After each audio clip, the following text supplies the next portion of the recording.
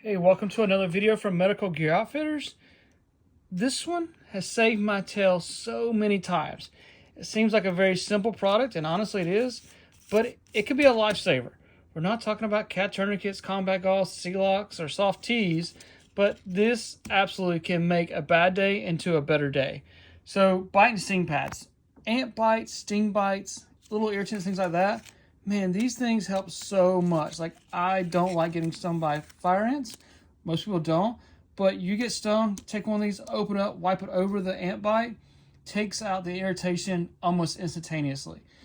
Bee stings, things like that, kind of the same thing. Open it up, wipe it, and it takes the irritation, the sting, out of the wound almost immediately.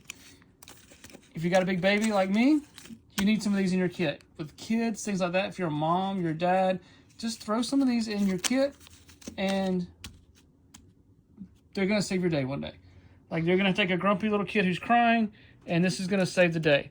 I would double check these periodically to make sure they don't dry out, similar to like alcohol pads and betadine pads, stuff like that. Just make sure they don't dry out. But you're buying a pack of 10, super cheap. These will definitely save the day. I'll put a link down below. Thank you guys for the support.